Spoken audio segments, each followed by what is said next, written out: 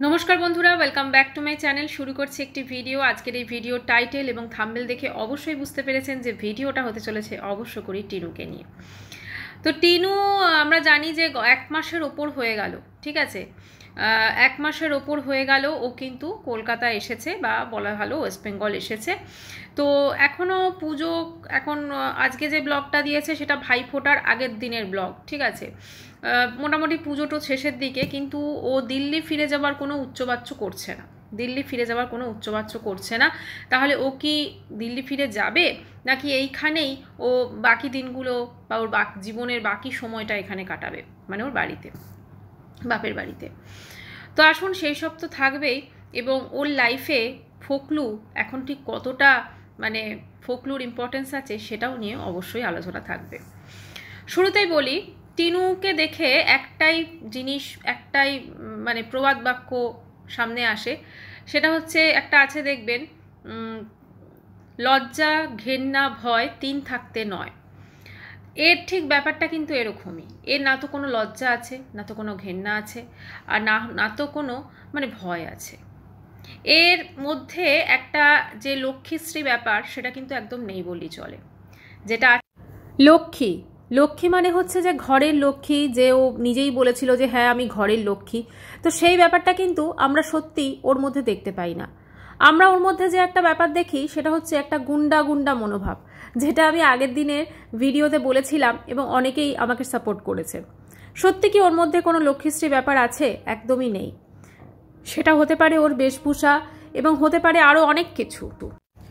ও না তো হতে পেরেছে একজন ভালো মেয়ে, মেয়ে কেন বলছি আমি সেটা পরে অবশ্যই আসছি, না হতে পেরেছে একজন ভালো মা, সব থেকে তো আগে ভালো মা, সেটাই হতে পারেনি। স্ত্রী তো ছেড়েই দিলাম, ঘরের লক্ষ্মী বউ সেটাও হতে পারেনি। আজকে ওর বাপের বাড়ির জন্য অনেক কিছু করে, সেটা আমাদেরকে দেখায়। অবশ্যই ফিনান্সিয়ালি সমস্ত টাকা পয়সার খরচ খরচা সবই ও করছে।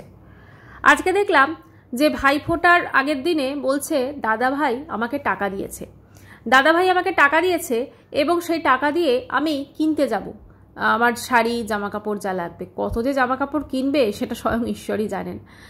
যাই হোক, দাদা ভাই ওকে টাকা দিয়েছে এবং সেটাও আমাদের বিশ্বাস করতে হবে। ওর দাদা যেখানে ওর কাছ থেকে গিফটের পর গিফট, এছাড়াও এই দাদাই কিন্তু একদিন লাথি মেরে বোনকে ঘরের বাইরে বের করে দিয়েছিল। হ্যাঁ অবশ্যই, সেই কাজটা যে করেছিল টিনু যথেষ্ট অন্যায় কাজ করেছিল। সে স্বামী সন্তান ছেড়ে একটা পরকীয়া করেছিল। ওর দাদা কিন্তু সেদিনকে যথেষ্ট উচিত কাজ করেছিল, কিন্তু বোনের টাকার কাছে বা টাকার লোভের কাছে বলা যেতে পারে, টাকা পয়সার যে লোভ লালসা, তার কাছে কিন্তু ওর দাদার এই শাসনটা কিন্তু অবশ্য করেই বলা যেতে পারে আর থাকেনি। যে তার ফলে যে স্বার্থ, দাদার যে স্বার্থ, মায়ের যে স্বার্থ এবং অবশ্যই দাদার বউয়েরও যে স্বার্থ, ওরা সবাই জানে যে আমাদের কাছে এই চলতা ফিরতা এটিএম মেশিনটা আছে। ফলে যখনই আমরা আমাদের টাকা পয়সার প্রয়োজন, আমাদের কোনো জিনিসের প্রয়োজন, যে কোনো জিনিসেরই আমাদের বাজার দোকান প্রয়োজন, এই সব কিছুর চাহিদা কিন্তু মেটাবে এই যে আমাদের টাকার মেশিন, যেটাকে আমরা ঘরে বসিয়ে রেখেছি। আজকের ব্লগের শুরুতে দেখা গেল টিনু বলল আজকে অনেক বেলা করে উঠেছি। কোন দিন ও সকালে ওঠে? কোন দিন ও সকালে ওঠে? প্রতিদিনই তো বেলা করে ওঠে। বেলা করে ওঠে বলেই নিজের চাটা ওকে নিজে করে খেতে হয়, কারণ ততক্ষণে ও যতক্ষণ ওঠে ততক্ষণে ঘরের সবারই মোটামুটি চা জলখাবার খাওয়া হয়ে যায় এবং দুপুরের খাবার টাইমও চলে আসে। আগের দিন আমরা দেখলাম যখন ওই ট্যাংরা মাছের ঝোল সবাই মিলে খাচ্ছে, সেই সময়ও ঘুম থেকে উঠে জিজ্ঞেস করছে যে এটা কি মাছের ঝোল। বোঝাই যাচ্ছে যে ও কিভাবে দিনের পর দিন বাড়ির লোকেদের মানে জাস্ট ওর কাছে যেহেতু টাকা আছে, একটা দুধে মানে গাই বলা যেতে পারে, কারণ ওকে মানে কি বলবো, ওকে ঝাঁকালেই পয়সা, টাকার গাছও, সেই জন্য ওর অনেক কিছু জিনিস কিন্তু ওর বাড়ির লোক সহ্য করে যাচ্ছে। দিল্লিতে গিয়ে নিজে একটা নিজের পায়ে দাঁড়ানোর চেষ্টা করলো, একটা সংসার সাজালো, সে ফোকলুর সঙ্গে হলোই বা, সব কিছু মিলেমিশে একটা সাজালো গুছোলো, কিন্তু তারপরে সেই দিল্লি থেকে চলে আসতে হলো ওকে। এক মাসের ওপর অতিক্রান্ত, অথচ আমরা এখনও কিন্তু ওকে ওর দিল্লিতে ফিরে যেতে দেখছি না। জানি না এই কালী পুজো ভাইফোঁটার পর ও ফেরত যাবে কিনা, সেটা অবশ্যই সময় বলে দেবে। তবে এখন ওর গতিবিধি থেকে যেটা মনে হচ্ছে ও কিন্তু ওখানে আর ফিরবে না। যথারীতি কিন্তু ওর ঠাম্মি কাজে চলে গেছে, ঠাম্মি কিন্তু দিল্লি ফিরে গেছেন, সেই জন্যই কিন্তু ঠাম্মি এই ওদের বাড়ির যে পুজো সেই অনুষ্ঠানে কিন্তু থাকেননি।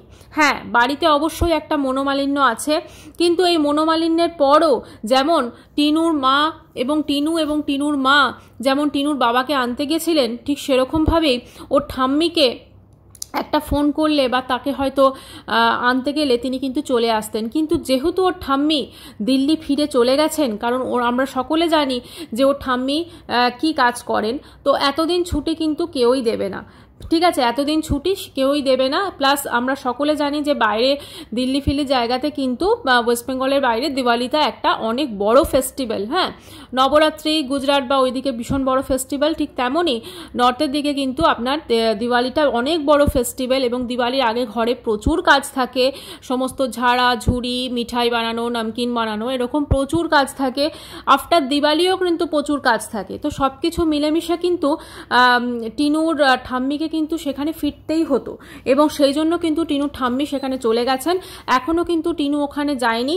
টিনু ভবিষ্যতে যাবে কি না সেটা অবশ্যই সময় বলবে। হতে পারে ফকলুর সঙ্গে ও দিওয়ালি, তারপর আপনার ভাইফোঁটা, এগুলোর পর হয়তো গেল। আচ্ছা, ভাইফোঁটার শপিং করতে গেল, এটা আমাদেরকে বলল। তারপরে আমরা কি দেখলাম যে দুটো ঠাকুর দেখা নাকি বাকি আছে, পেন্ডিং আছে, সেই জন্য সেই দুটো ঠাকুর দেখলো, এবং কে নাকি কোথাকার কোন পাড়ার কাকু ওকে নাকি পাস দিয়েছে, ঠিক আছে, মানে ঠাকুরটা যাতে একটু তাড়াতাড়ি ঢুকে লাইনে বেশি দাঁড়াতে না হয়, দেখতে পারে। আচ্ছা, এই যে কাকু, আবার দিল্লির কাকুর কথা মনে পড়ে গেল। এই কাকু হচ্ছে ফকলু। এই ফকলু কিন্তু আগে ভাগে একটা পাস কিন্তু অ্যারেঞ্জ করে রেখেছে, এবং সে কিন্তু এই পাসটা অ্যারেঞ্জ করে রাখার পর সে কিন্তু ওদেরকে ওটা দিয়েছে, এবং তারপরে তারা ঠাকুর দেখেছে। ঠাকুর দর্শন করে কিন্তু আর শপিং হয়নি, মানে শপিংটা নেক্সট আবার ব্লগে কিন্তু আসছে, মানে ব্লগে কিছু তো দেখাবার নেই। তো শপিং, এই খালি পুজো, তারপরে আপনার ঘুরছি ফিরছি, চা খাচ্ছি, ফুচকা খাচ্ছি, আইসক্রিম খাচ্ছি, হই হই করছি, হ্যাঁ, একটা ছ্যাবলামির মতো আমি সমস্ত জায়গায় চেঁচাচ্ছি, এই জিনিসগুলোই হচ্ছে ওর ব্লগের কিন্তু কন্টেন্ট, এবং ওকে সঙ্গ দিচ্ছে ওর মা, মানে অমাবস্যা দেবী। আচ্ছা, এই কালী পুজোতে পাড়ায় সকলে যে ঠাকুর বরণ করছিল, সেখানে কিন্তু অমাবস্যা দেবীকে দেখা যায়নি।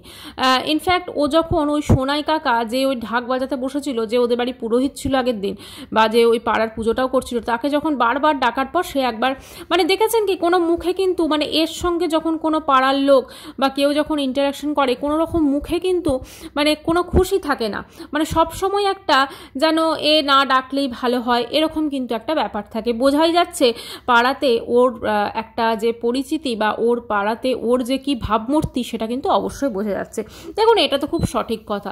একটা গ্রামের দিকে ধরুন কেউ যদি জানতে পারে যে কোনো মহিলা স্বামীর সন্তান ছেড়ে পরকীয়া করেছে এবং স্বামীকে ডিভোর্স না দিয়ে আরেকটা বিয়ে করেছে, ওরা তো আর ডিভোর্স দেয়নি, এসব তো জানে না। তবে হয়তো এখন যেহেতু সোনাই কোরা নিশ্চয়ই ইউটিউব দেখে, ফলে সব কিছুই জানতে পেরেছে, তো তাকে নিশ্চয়ই পুজো করবে না, ঠিক আছে। যে কজন ওর সাথে কথা বলে, মোটামুটি একসাথে অনেক ছোটো থেকে বড় হয়েছে, সেটা কথা বলতে হয় বলে, কিন্তু আদতে কিন্তু ওকে পাত্তা খুব কম লোকই দেয়। ও নিজেকে নিজে পাত্তা দেওয়ানোর জন্য এবং একটা অ্যাটেনশন ক্রিয়েট করার জন্য, বা একটা অ্যাটেনশন ক্যাচার বলতে পারেন, যার জন্য কিন্তু ও দেখবেন যে খুব বেশি করে একটা মানে চিৎকার করলো, ঠিক আছে, খুব বেশি একদম ছ্যাবলামি করলো, যাতে মানুষজন ওর দিকে দেখে বা ওকে ইম্পর্টেন্স দেয়। হ্যাঁ, তো সেই জন্য কিন্তু সেটা একটা করে নিল, এরকম একটা ব্যাপার থাকলেই। আচ্ছা, এবারে সেখান থেকে বাড়ি এসে খাবার দাবার সব ওর ওই যেটা দাদা রয়েছে, ঠিক আছে, যে জামা কাপড় তার কি দরকার কে জানে, যাই হোক সেই দাদাকে খাবার, সেই দাদা বোন কি খাবার এনেছে সেইটা দেখলাম খুব মানে আনন্দের সহকারে খাচ্ছেন, ঠিক আছে। তো বোন তো বাইরে বেরোবে, প্রতিদিনই ফাস্ট ফুড, প্রতিদিনই এই খাবারগুলো আনছে, নিজের যে মানে হাতি হয়ে যাচ্ছে সেটা কিন্তু একবার দেখার মানে প্রয়োজন বোধ করে না। দেখুন, কাউকে বডি শেমিং করা উচিত না, কিন্তু একটা মানুষের একটা লাইফস্টাইল যদি মানে একটা মোটা হয়ে যাচ্ছে, সে প্রতিদিন বেলা করে ঘুম থেকে ওঠা, কোনো রকম কায়িক পরিশ্রম, যে সেই সমস্ত কোনো কিছু না করা, একটা সময় তো ছিল ওই আপনার এক্সারসাইজ করতো, সমস্ত কিছু হার্বাল লাইফ জয়েন করেছিল, এখন সব কই, এখন সব হচ্ছে মানে অতীত, ঠিক আছে, এখন সব হচ্ছে অতীত, ওই সমস্ত আর এখন আমরা কিছুই দেখি না। তো তারপরে আরও যে লাইফস্টাইলটাও হচ্ছে, আরও যে জীবনযাত্রাটা হচ্ছে, তত কিন্তু আরও তলানিতে তলিয়ে যাচ্ছে, আর এই তলানোটার জন্য কিন্তু মেনলি ওর মাই হচ্ছে দায়ী। আচ্ছা, ওর বাবা ফেসবুক পোস্টে এমন কিছু জিনিস লিখছেন যেটা সত্যি সত্যিই ভাবতে বাধ্য করে। কিছু মানুষ আছে যখন প্রয়োজন ফুরিয়ে যায় তখন তাদের মুখের ভাষা এবং ব্যবহার দুটোই পাল্টে যায়। মানে টিনুর বাবাকেও কিন্তু টিনুর মা এবং টিনু ওরা কিন্তু ব্যবহার করেছে, বা তিনিও হয়তো সংসারের স্বার্থে অনেক কিছু করেছেন, বা তিনিও হয়তো মেয়ে পরকিয়া করেছে জেনেও কিন্তু জামাইকে মাল রিকভারির সময় কলসি দিয়ে মারতে গেছেন। ফলে তার একটা তখন সেই মুহূর্তে প্রয়োজন ছিল, এখন তার প্রয়োজন ফুরিয়ে গেছে, অতএব এখন কিন্তু সবাই তাকে ভুলিয়ে গেছে। এটা হচ্ছে মেন কথা। এছাড়াও তিনি বিশ্বাসঘাতক বলছেন কাউকে, তো বিশ্বাসঘাতকটা অ্যাকচুয়ালি কে আমরা সেটা আন্দাজ করতে পারছি। ওনার কাছে বিশ্বাসঘাতক হচ্ছে ওনার স্ত্রী, এবং একা থাকা অনেক ভালো, কারণ একাকিত্ব কখনো বেইমানি করে না। চুপচাপ কাঁদা শিখে গেছি কারণ সবাই ব্যস্ত, কিন্তু উনি সবাই ব্যস্ত মানে ওনাকে আনতে কিন্তু গেছিল এরা, কিন্তু উনি আসেননি। আচ্ছা, কিছু মানুষ সাপের চেয়েও বিষাক্ত, কারণ সাপকে দূর থেকেও চেনা যায়। এছাড়াও কিছু মানুষকে, বিষাক্ত মানুষকে পাশে থেকেও চেনা যায় না, মানে তিনি অমাবস্যা দেবীকে চিনতে পারেনি। সব কিছুর দাম বাড়লেও সহজ সরল ভদ্র মানুষের দাম দিন দিন কমে যাচ্ছে।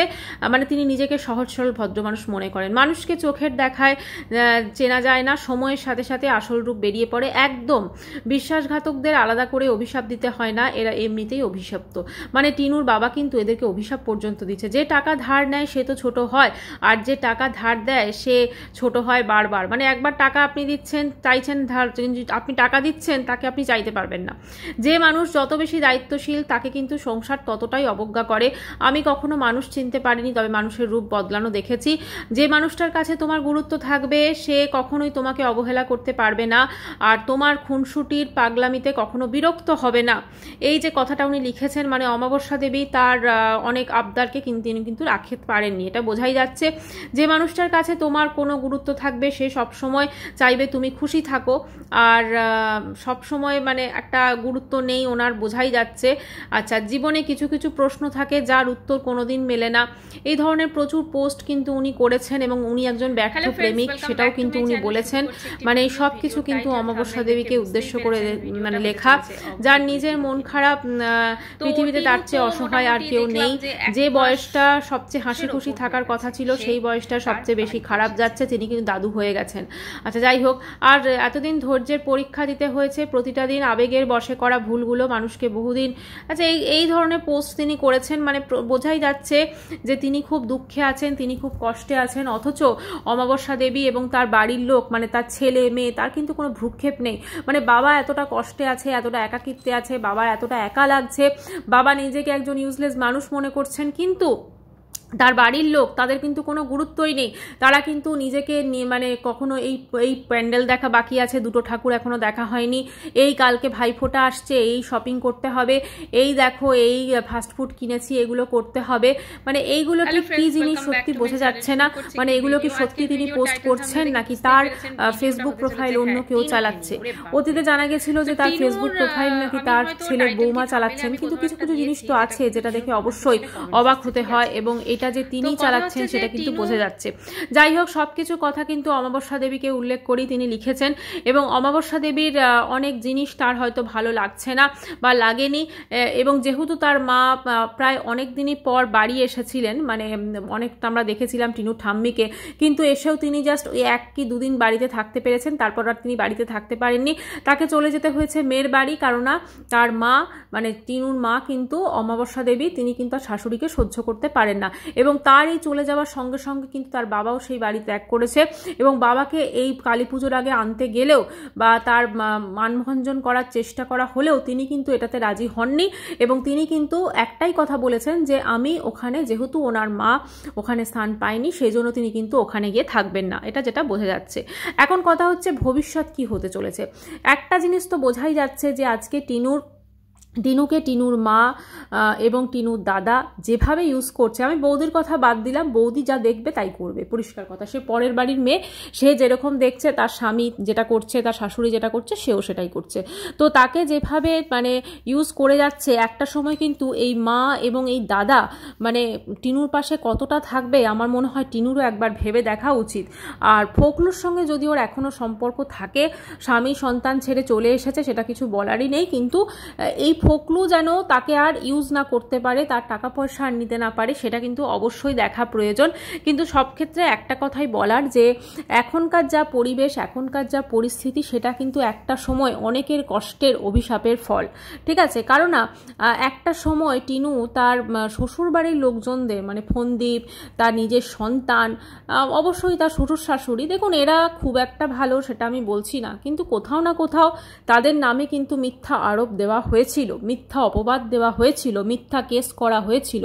তো এই সব কিছুর পরে তখন ওই কিতনে আদমি থে, সেই যে জোর, সেই গুন্ডাওয়ালা যে টিনু, আজকে ওই কিতনে আদমি থে এই সমস্ত বলার হয়তো ওর আর মুখ নেই, কিন্তু ওর গুন্ডামি যেটা আছে, ওর যে একটা ঔদ্ধত্য আছে, সেটা কিন্তু দিনের পর দিন বেড়ে চলেছে, এবং এই ঔদ্ধত্যই কিন্তু ওর একটা সময় কাল হবে।